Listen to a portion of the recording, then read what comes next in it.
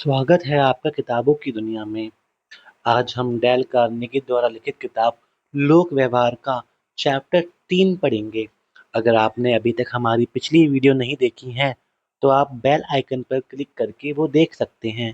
तो चलिए शुरू करते हैं। चैप्टर 3। जो यह कर सकता है, उसके साथ पूरी दुनिया है। जो ये नहीं कर सकता, वह अकेला ही रहेगा। गर्मियों में मैं अक्सर मैन नदी में मछलियाँ पकड़ने जाता था। व्यक्तिगत रूप से मुझे स्ट्रॉबेरी और क्रीम बहुत पसंद है, परंतु मैंने यह पाया कि किसी अजीब कारण से मछलियों को कीड़े पसंद थे। इसलिए जब मैं मछली पकड़ने जाता था, तो मैं इस बात पर ध्यान नहीं देता था कि मुझे क्या पसंद है। मैं हुक में स्ट्रॉबेरी क्रीम का चारा नहीं लगाता था। इसके बजाय मैं कीड़ों को मछली के सामने लटकाकर उससे पूछता था, क्या आप इसे खाना चाहती हैं?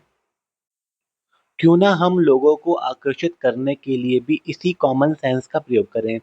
यही ग्रेट ब्रिटेन के प्रधानमंत्री लॉयड जॉर्ज ने प्रथम विश्व युद्ध में किया, जब किसी ने उनसे पूछा कि वे किस तरह सत्ता में बने रह पाए, जबकि युद्ध काल के दूसरे नेता विल्सन ऑरलैंडो और क्लीमेनव्यू भुला दिए गए। तो उन्होंने बड़ा अच्छा जवाब दिया। उनका जवाब था, अगर उनके ऊपर बने रहने का कारण बताया जा सकता तो वह यह है कि उन्होंने सीख लिया था कि किस तरह मछली की पसंद के हिसाब से चारा लगाया जाए। हम क्या चाहते हैं, इस बारे में बात करने से क्या फ़ायदा? यह तो बचपना है, मूर्खता है। ज़ाहिर है कि आप जो चाहते हैं उसमें आपकी रुचि है। आपकी उसमें गहरी और प्रबल रुचि है, परंतु किसी और की उसमें कोई रुचि नहीं है। हम सब ही आप ही की तरह हैं। हम सब अपने आप में रुचि लेते हैं, इसलिए दुनिया में लोगों को प्रभावित करने का इकलौता तरीका है, आप सामने वाले की इच्छाओं के हिसाब से बात करें और यह बताएँ कि अपनी इच्छाओं को किस तरह पूरा कर सकता है। जब आप कल किसी से कोई काम करवाना चाहें तो इस बात को याद रखें।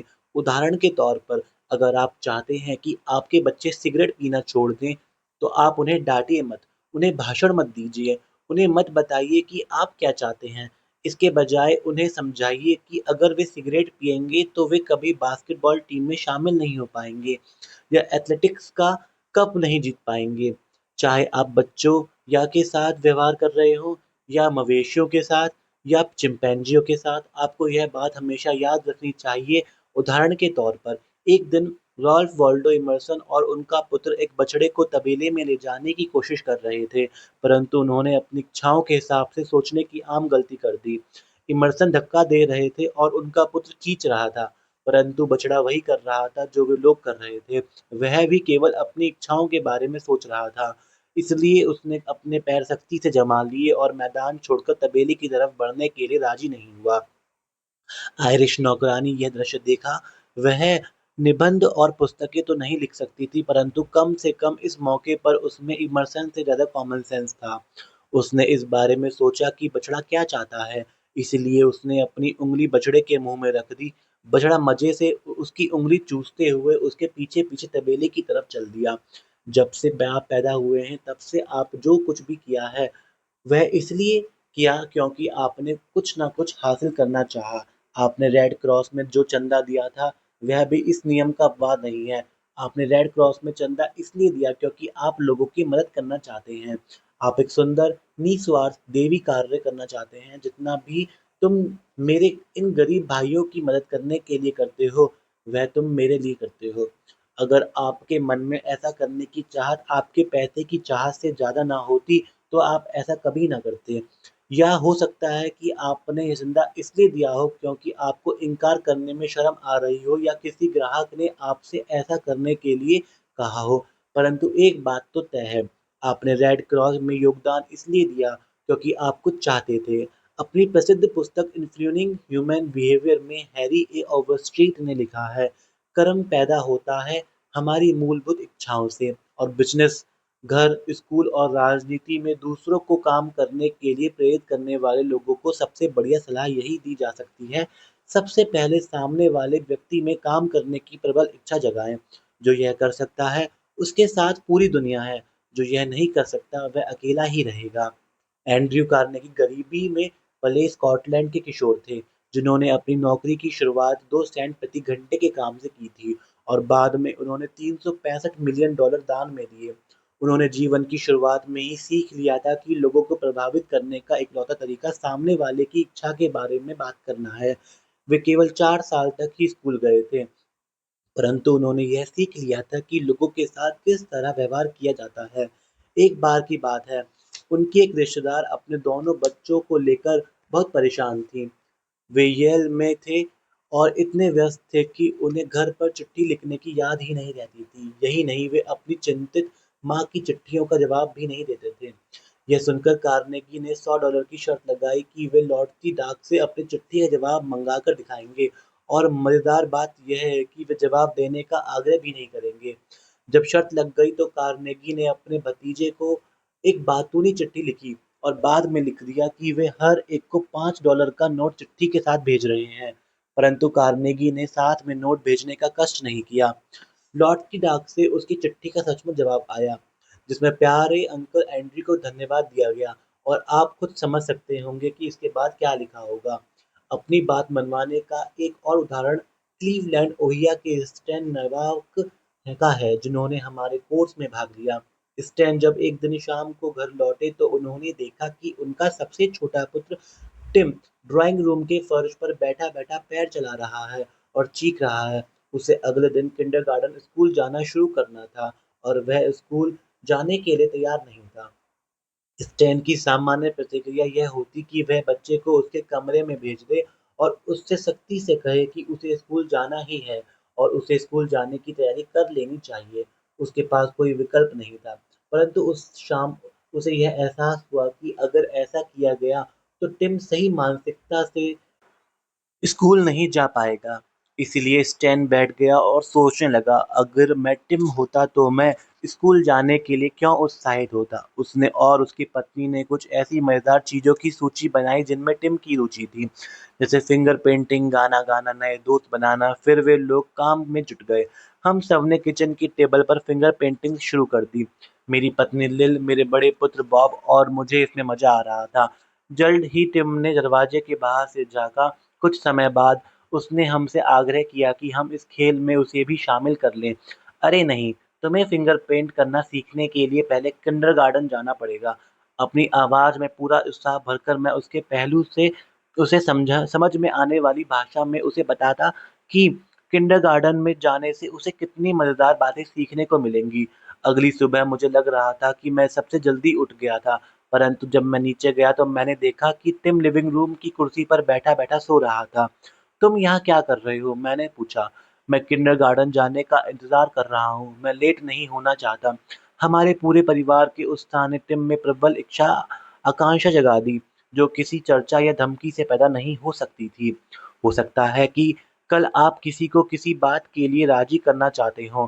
कुछ बोलने से पहले थोड़ा रुक कर खुद से पूछें, मैं इस आदमी या औरत में ऐसा करने की इच्छा कैसे जगा सकता हूँ? इस सवाल से हमें यह लाभ होगा कि हम बिना सोचे-समझे किसी भी परिस्थिति में कूदने से और अपनी इच्छाओं के बारे में फालतू की बातें करने से बच जाएँगे।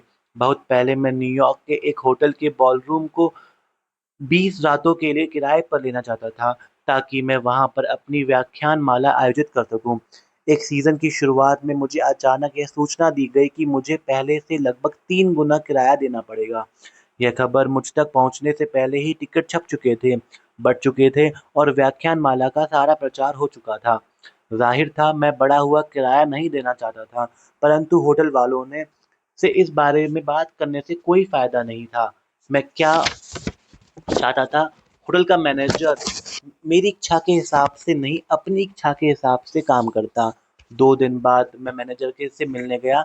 मैंने मैनेजर से कहा, मुझे आपका पत्र पढ़कर पहले तो धक्का लगा, पर मैं आपको दोष नहीं दे रहा हूँ। अगर मैं आपकी जगह होता तो मैंने भी शायद इसी तरह का पत्र लिखा होता। होटल का मैनेजर होने के नाते अधिकतम लाभ कमाना आपका कर्तव्य है। अगर आप ऐसा नहीं करेंगे तो आपको नौकरी से निकाल दिया जाएगा और निकाल देना चाहिए।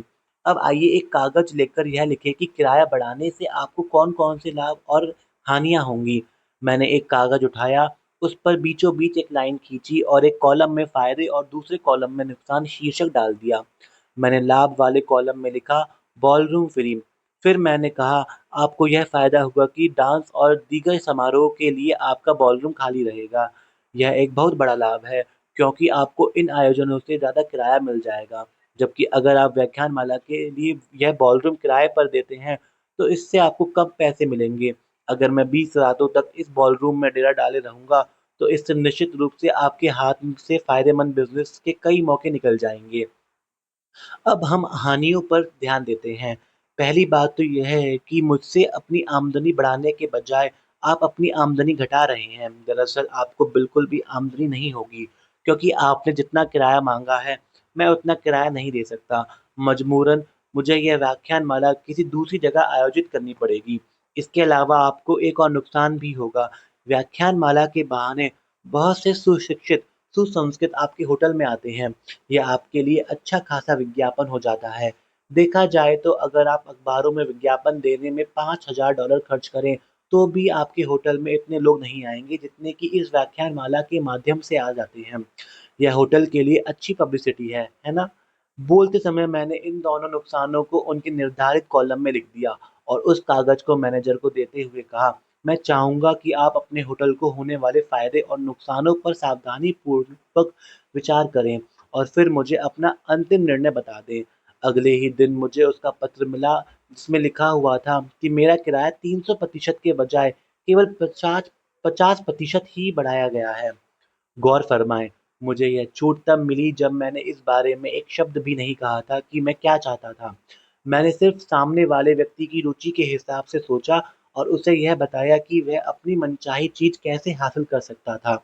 मान लीजिए इसके बजाय मैंने वही किया होता जो स्वाभाविक तौर पर हम सभी करते हैं, यानी मैं उसके ऑफ़िस में घुस गया होता और उससे कहता, मेरा किराया 3 गुना बढ़ाने का क्या मतलब है? जबकि आप जानते हैं कि टिकट छप चुके हैं और प्रचार हो चुका है। 3 गुना किराया, यह तो ज़्यादती है, बेवकूफ़ी है, मैं इतना किराया हरगिज़ नहीं दूँगा। तब क्या हुआ होता? एक बहस जिसमें दोनों तरफ से गरमा-गर्मी होती, तना-तनी होती और आप तो जानते हैं कि इस तरह की बहस का अंत किस तरह होता है। चाहे मैं उससे उसकी गलती मनवा लेता, परंतु अपने गर्व के कारण वह झुकने के लिए कभी तैयार नहीं होता और मेरी बात कभी नहीं मानता। मानवीय संबंधों की कला के बारे में हेनरी फोर्ड ने बड़ी सुंदर सलाह दी है। अगर सफलता का कोई रहस्य है, तो वह यह है कि हम में से यह क्षमता होती है कि हम सामने वाले का नज़रिया समझ सकें। हम किसी घटना को अपने नज़रिए के साथ-साथ सामने वाले के नज़रिए से भी देख सकें। यह इतना बढ़िया कोटेशन है कि मैं इसे एक बार फिर दोहराना चाहूँगा। अब अगर सफलता का कोई रहस्य है, तो वह यह है कि हमें सामने वाले का नज़रिया समझने की योग्यता हो और हम किसी घटना को अपने नज़रिए के साथ-साथ सामने वाले के नज़रिए से भी देख सकें। यह इतना आसान है, इतना स्पष्ट है कि इसकी सच्चाई हमें पहली नज़र में ही समझ आ जानी चाहिए। परंतु फिर भी 90% लोग 90% से भी ज़्यादा समय इसे नज़रअंदाज कर देते हैं। एक उदाहरण, आज सुबह डाक से आए पत्रों को देखिए और आप पाएँगे कि उनमें से ज़्यादातर लोग कॉमन सेंस के इस महत्वपूर्ण सिद्धांत की अवहेलना करते हैं। इस पत्र को ही ले लें, जो आज एक एडवर्टाइजिंग एजेंसी के रेडियो डिपार्टमेंट के प्रमुख ने लिखा है, जिसके ऑफिस पूरे महाद्वीप में फैले हुए हैं। यह पत्र देश भर के सभी स्थानीय रेडियो स्टेशनों के मैनेजरों को भिजवाया गया था। मैंने बैंक मैंने ब्रैकेट में हर पैराग्राफ के बारे में अपनी प्रतिक्रिया लिखी है। Mister John Blank, Blankville, Indiana. Dear mister Blank, company radio के क्षेत्र में एडवर्टाइजिंग एजेंसी के शिखर पर अपनी स्थिति को बनाए रखना चाहती है। इस बात की किसे परवाह है कि तुम्हारी कंपनी क्या चाहती है? मैं अपनी खुद की समस्याओं को लेकर परेशान हूँ। बैंक मेरे घर के कर्ज को फ्लोर क्लोज कर रही है। स्टॉक मार्केट कल नीचे गिर गया। मेरी आज सुबह की 8:15 बजे वाली ट्रेन छूट गई। मुझे पिछली रात को जॉन्स परिवार के यहाँ होने वाले डांस में नहीं बुलाया गया। डॉक्टर कहता है कि मुझे हाई ब्लड प्रेशर और न्यूराइटिस और डैंड्रफ भी है। और इसके बाद क्या होता है, मैं हैरान परेशान ऑफिस आता हूँ, अपनी डाक खोलता हूँ और वहाँ न्यूयॉर्क में बैठा कोई घमंडी आदमी इस बात की शेखी बगाड़ता है कि उसकी कंपनी क्या चाहती है। बकवास। अगर उसे इस बात का एहसास होता कि उसके पत्र का क्या प्रभाव पड़ेगा, तो उसने एडवर्टाइजिंग बिजनेस को छोड़कर शीप डिप बनाने का बिजनेस शुरू कर दिया होता। पत्र इस एजेंसी के राष्ट्रीय एडवर्टाइजिंग अकाउंटेंट्स नेटवर्क के आधार स्तंभ थे। हम हर साल इतना अधिक विज्ञापन करते हैं कि हम बाकी एजेंसियों से आगे हैं और इस बिज़नेस में नंबर 1 पर हैं। मेरी सोच, तुम बहुत बड़े हो, अमीर हो और नंबर 1 हो, क्या सचमुच? तो उससे क्या फ़र्क पड़ता है?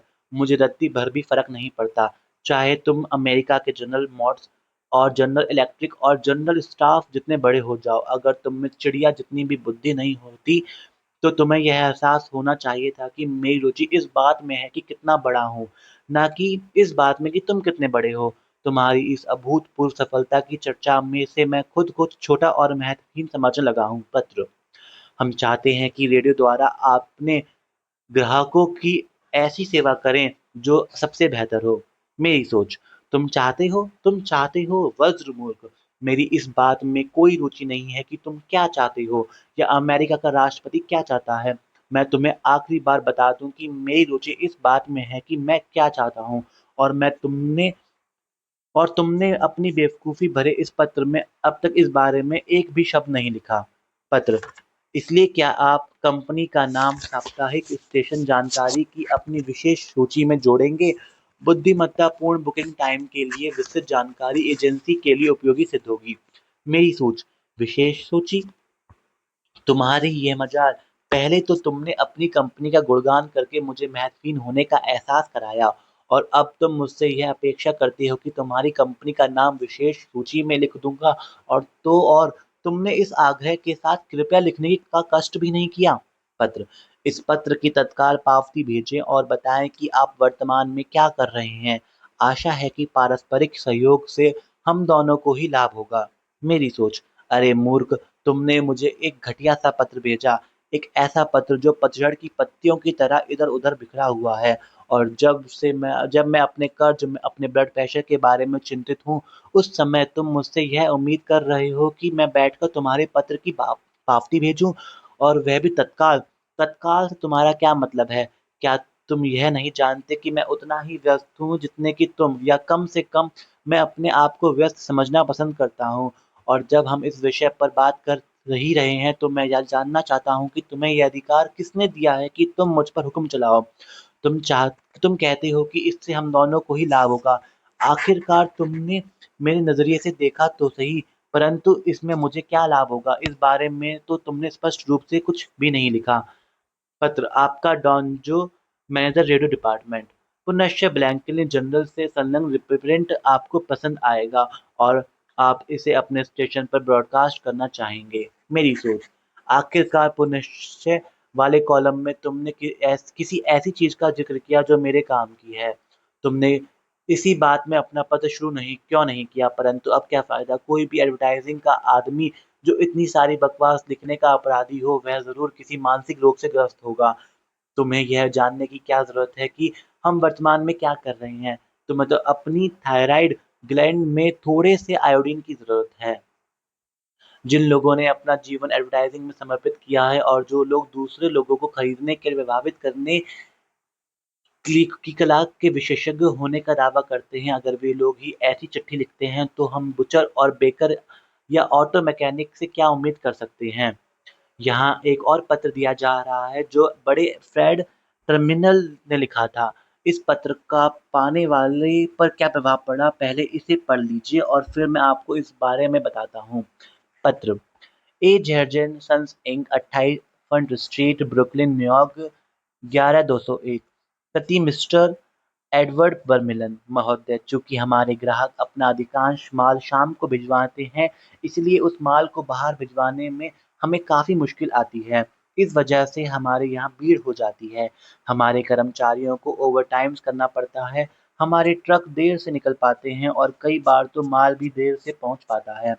10 नवंबर को आपकी कंपनी ने 510 वस्तुओं का लॉट हमारे यहाँ भेजा, जो हमें शाम को 4:20 पर मिला। देर से माल मिलने के कारण होने वाली परेशानियों से निपटने के लिए हम आपका सहयोग चाहते हैं। क्या हम आपसे यह अपेक्षा कर सकते हैं कि जब भी आपको माल भिजवाना हो, जैसा उक्त दिनांक को हुआ था, तो आप यह कोशिश करें कि आप का ट्रक हमारे यहाँ जल्दी पहुँच जाए, फिर आप माल का कुछ हिस्सा सुबह भिजवा दें। इस तरह की व्यवस्था से आपको यह लाभ होगा कि आपके ट्रक जल्दी खाली हो जाएँगे और आपको यह निश्चिंता भी होगी कि आपका माल सही समय पर उसी दिन रवाना हो जाएगा। आपका जेबी सुपरिटेंडेंट। इस पत्र को पढ़कर ए जर्जन सन्स इंक के सेल्स मैनेजर मिस्टर वर्मेलन की प्रतिक्रिया क्या हुई है, उन्होंने मुझे लिखकर भिजवाई। इस पत्र का मुझ पर उल्टा ही असर हुआ। इस पत्र की शुरुआत में उन्होंने अपनी समस्याओं का रोना रोया था, जिसमें मेरी जरा भी रुचि नहीं थी। फिर हमसे सहयोग मांगा गया था और इस बात का कतई विचार नहीं किया गया कि इससे हमें क्या असुविधा होगी। और आखिरी पैराग्राफ में इस तथ्य का उल्लेख किया गया कि अगर हम सहयोग करेंगे तो इससे हमें क्या फ़ायदा होगा। हमारा माल उसी दिन तत्काल रवाना हो जाएगा। दूसरे शब्दों में जिस बात में हमारी सबसे ज़्यादा रुचि थी, उसे सबसे बाद में लिखा गया था और इसलिए पत्र का प्रभाव सकारात्मक होने के बजाय नकारात्मक पड़ा। चलिए देखते हैं कि क्या इस पत्र में हेर-फेर करके हम इसे सुधार सकते हैं। हम अपनी समस्याओं के बारे में बात करने में एक भी मिनट भी बर्बाद नहीं करेंगे। हम हेनरी फोर्ड की दी हुई हिदायत का ध्यान रखेंगे कि हम सामने वाले का नज़रिया समझ सकें और हम किसी घटना को अपने नज़रिए के साथ-साथ सामने वाले के नज़रिए से भी देखेंगे। तो चलिए इस पत्र को इस तरह लिखते हैं। प्रिय मिस्टर वर्मिलन, आपकी कंपनी पिछले 14 सालों से हमारी अच्छी ग्राहक है। स्वाभाविक रूप से हम इस बात के लिए कृतज्ञ हैं कि आप इतने लंबे समय से हमारे ग्राहक हैं। हम आपको बेहतर और त्वरित सेवाएं देना चाहते हैं जिनके आप हकदार हैं। परंतु हमें खेद है, जब आपके ट्रक शाम को देर से माल लेकर हमारे यहाँ आते हैं, जैसा 10 नवंबर को हुआ था, तो हमारे लिए ऐसा करना हमेशा संभव नहीं हो पाता। ऐसा क्यों? क्योंकि कई दूसरे ग्राहक भी शाम को देर से अपना माल भिजवाते हैं। ज़ाहिर है, इस वजह से हमारे यहाँ भीड़ हो जाती है। इसका परिणाम यह होता है कि आपके ट्रकों को यहाँ पर ज़्यादा देर तक बेवजह रुकना पड़ता है और इस कारण कई बार तो आपका माल भी देर से पहुँचता है। ऐसा नहीं होना चाहिए और इससे बचा जा सकता है। अगर आप अपना माल यथासंभव सुबह के समय पहुँचा दें, तो आपके ट्रक जल्दी खाली हो सकेंगे। आपका माल बिना देरी के समय पर पहुँच सकेगा और हमारे कर्मचारी आपके बनाए हुए मैकरोनी और नूडल्स का बेहतरीन डिनर लेने के लिए जल्दी घर पहुँच सकेंगे। वैसे आपका माल कभी भी आए, हमें आपको त्वरित सेवा देने में खुशी होगी। आप व्यस्त होंगे, इसलिए कृपया इस पत्र का जवाब देने का कष्ट ना करें। आपका जेबी सुपरिटेंडेंट। न्यूयॉर्क की एक बैंक में काम करने वाली बारबरा एंडरसन अपने बच्चे के स्वास्थ्य के कारण फिनिक्स, एरिज़ोना में रहना चाहती थी। हमारे कोर्स में सीखे गए सिद्धांतों का प्रयोग करते हुए उसने फिनिक्स के 12 बैंकों को यह पत्र लिखा। डियर सर, आपकी तेजी से बढ़ रही बैंक के लिए मेरा 10 वर्ष का अनुभव काफ़ी काम का हो सकता है। न्यूयॉर्क की बैंकर्स ट्रस्ट कंपनी में ब्रांच मैनेजर के वर्तमान पद तक आते-आते मैं कई पदों पर काम कर चुकी हूँ। मैं बैंकिंग के सभी पहलुओं के काम जैसे क्रेडिट लोन, टेलर और प्रशासन इत्यादि अच्छी तरह सीख चुकी हूँ। मैं मई में फिनिक्स में रहने के लिए आ रही हूँ और मुझे विश्वास है कि आपकी बैंक के विकास और लाभ में अपना योगदान दे सकती हूँ।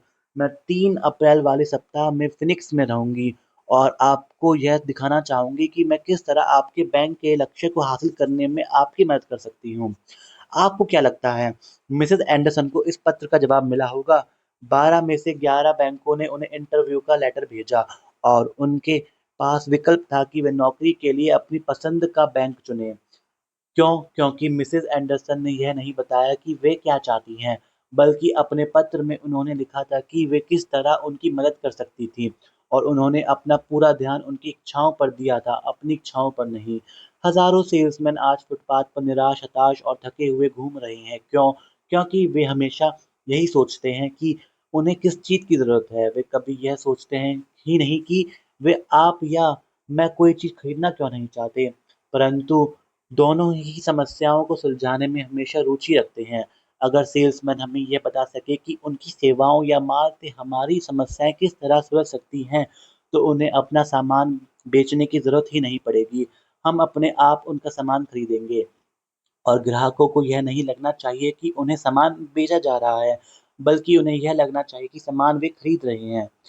फिर भी बहुत से सेल्समैन जिंदगी भर ग्राहक के नजरिए से स्थिति को नहीं देख पाते। एक उदाहरण लें, मैं कई साल फॉरेस्ट हिल्स में रहा, जो ग्रेटर न्यूयॉर्क के केंद्र में निजी मकानों की छोटी सी कॉलोनी थी। एक दिन जब मैं स्टेशन की तरफ तेजी से जा रहा था, तो मेरी मुलाकात एक रियल एस्टेट ऑपरेटर से हुई जो इस इलाके में बरसों से प्रॉपर्टी खरीदने और बेचने का काम कर रहा था। उसे फॉरेस्ट हिल्स की अच्छी जानकारी थी, इसलिए मैंने उससे जल्दी में पूछा कि मेरा स्टको घर किस चीज़ से बना है, मेटल लैथ या हॉलो टाइल से। उसने कहा कि उसे नहीं मालूम और उसने मुझे एक ऐसी बात बताई जो पहले से ही जानता था कि यह जानकारी फॉरेस्ट हिल्स गार्डन एसोसिएशन से ले सकता हूँ। अगली सुबह मुझे उसका पत्र मिला। क्या उसने पत्र में मेरे द्वारा चाहिए जानकारी दी? उसे वह जानकारी टेलीफोन के माध्यम से 1 मिनट में मिल सकती थी, परंतु इसने इतना सा कष्ट भी नहीं किया। उसने मुझे एक बार फिर बताया कि मैं टेलीफ़ोन करके यह जानकारी ले सकता हूँ और इसके बाद उसने यह आग्रह किया कि मैं उससे अपना बीमा करवा लूँ। मेरी मदद करने में उसकी कोई दिलचस्पी नहीं थी, वह केवल खुद की मदद करने में दिलचस्पी ले रहा था। बर्मिंघम, अलाबामा के जे हार्वर्ड ल्यूक्स ने हमें एक ही कंपनी के 2 सेल्समैनों के बारे में बताया, जिन्होंने एक ही तरह की स्थिति में अलग-अलग तरह से काम किया। कई साल पहले मैं एक छोटी कंपनी की मैनेजमेंट टीम में था। हमारे ऑफिस के पास ही एक बड़ी बीमा कंपनी का डिस्ट्रिक्ट हेडक्वार्टर था। उनके एजेंटों को इलाके बांट दिए गए थे और हमारी कंपनी 2 एजेंटों के हिस्से में आई थी, जिन्हें मैं कार्ल और जॉन के नाम से जानता हूँ। एक सुबह कार्ल हमारे ऑफिस में आया और उसने बातों-बातों में यूं ही यह जिक्र किया कि उसकी कंपनी ने एग्जीक्यूटिव के लिए हाल ही में एक नई बीमा पॉलिसी शुरू की है, जिसमें हमारी बाद में दिलचस्पी हो सकती है और जब पॉलिसी के पूरे डिटेल्स आ जाएँगे तब वह हमारे पास आएगा। उसी दिन जॉन ने हमें काफ़ी ब्रेक के बाद फुटपाथ पर वापस लौटते हुए देखा और उसने चिल्लाकर कहा, "ल्यूक ज़रा ठहरो, मेरे पास आप लोगों के लिए एक बढ़िया खबर है।" उसने जल्दी में और बहुत रोमांचित होकर हमें बताया कि उसी दिन उसकी कंपनी ने एक बेहतरीन पॉलिसी शुरू की है। इस पॉलिसी का ज़िक्र कार्ल ने हल्के-फुल्के ढंग से किया था। जॉन ने ये कहा कि क्यों ना हम लोग इसके पहले ग्राहक बन जाएँ। उसने हमें कवरेज के बारे में कुछ महत्वपूर्ण जानकारी दी और अपनी बात यह कहते हुए समाप्त की, "यह पॉलिसी इतनी नहीं है कि मैं अपने ऑफिस से पूरी जानकारी कल ही ले लूँगा। इस बीच अब हम औपचारिकताएँ पूरी कर लें और अपने आवेदन पर हस्ताक्षर करके उन्हें भिजवा दें ताकि कंपनी व्यक्तिगत रूप से पूरी जानकारी दे सके।" उसके उत्साह और रोमांच से हम भी उत्साहित और रोमांचित हो गए। हालाँकि हमारे पास पॉलिसी के बारे में पूरी जानकारी नहीं थी। जब हमें पूरी जानकारी मिली तो वह जॉन की बताई जानकारी के अनुरूप ही थी और इसका नतीजा यह हुआ कि जॉन ने न सिर्फ हम में से हर एक को पॉलिसी बेच दी बल्कि बाद में हमारे कवरेज को दुगना भी करवा दिया। कॉल भी हमें यह पॉलिसी बेच सकता था, परंतु उसने हम में इन पॉलिसियों के प्रति इच्छा जगाने की कोशिश ही नहीं की। दुनिया में ऐसे लोग भरे पड़े हैं जो स्वार्थी हैं और जो खुद का भला चाहते हैं।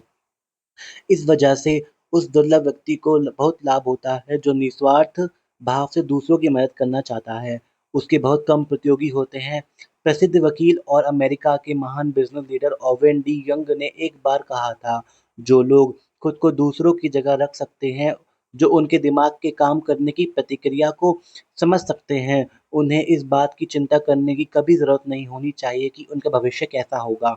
अगर आप इस पुस्तक से सिर्फ यही एक बात सीख लें कि किस तरह दूसरे व्यक्ति के नज़रिए से सोचा जाए और उस स्थिति को दूसरे के नज़रिए से देखा जाए, तो यह आपके करियर की प्रगति में आधार स्तंभ साबित हो सकती है।